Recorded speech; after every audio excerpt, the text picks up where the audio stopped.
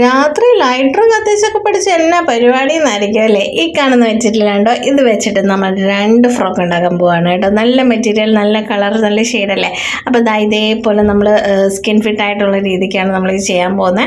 അപ്പോൾ അതിനുള്ള കട്ടിങ് ആണ് നടക്കുന്നത്. ഇതൊരു ബ്രൈഡ് മെയ്ഡ്സിന് വേണ്ടിയിട്ടാണ് കേട്ടോ നമ്മൾ ചെയ്യുന്ന. ബ്രൈഡ് ആണ് ഒരു ഹൈലൈറ്റ് എങ്കിലും അവരെക്കാൾ കൂടുതൽ ഒരു പടിക്ക് ഹൈലൈറ്റായി നിൽക്കുന്ന ആൾക്കാർ തന്നെയാണ് നമ്മുടെ ബ്രൈഡ് മെയ്ഡ്സ്.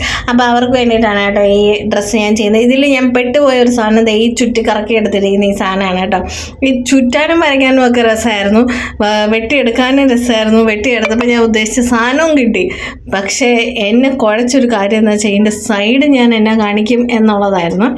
ആ ഇരിപ്പ് ഞാനൊരു 12 മണി വരെ ഇരുന്നു കേട്ടോ. ഒരു മനുഷ്യനില്ല നാട്ടിലെല്ലാവരും കടയടച്ചിട്ട് പോയി. ഞാൻ മാത്രം കടയും തുറന്നു വെച്ച് എന്തെന്നറിയാണ്ടിരിക്കുവാണ്. ഇപ്പോഴും ഞാൻ ഇതിൻ്റെ അകത്ത് തന്നെ തൂങ്ങിയിരിക്കുക, എന്ത് കാണിക്കുമെന്ന് അറിയാണ്ട്. നമ്മുടെ മുട്ടയൊക്കെ എങ്ങനെ ആയിട്ടുണ്ട്, 2 ഇരിക്കുന്ന അണ്ട. ഇവരാണ് എൻ്റെ കമ്പനി രാത്രിയിൽ കേട്ടോ, അവിടെ ഉണ്ടാവും. അപ്പോൾ ഇതേപോലെ അവസാനം ഞാൻ ഉരുക്കിയെടുക്കാമെന്ന് വിചാരിച്ച് ലൈറ്റർ വെച്ച് ഉരുക്കി നോക്കി. സോൾഡറിങ് ചെയ്തിട്ടൊന്നും ശരിയാകുന്നില്ല. പിന്നെ ലൈറ്റർ വെച്ചിട്ട് ഇതേപോലെ ഉരുക്കി നോക്കി കേട്ടോ, അതും സെറ്റായില്ല. അങ്ങനെ പല വഴികൾ പരുതി നോക്കി. അതിൻ്റെ ഇടയിൽ നമ്മുടെ സ്റ്റിച്ചിങ്ങും കാര്യങ്ങളൊക്കെ നടക്കുന്നുണ്ട് കേട്ടോ.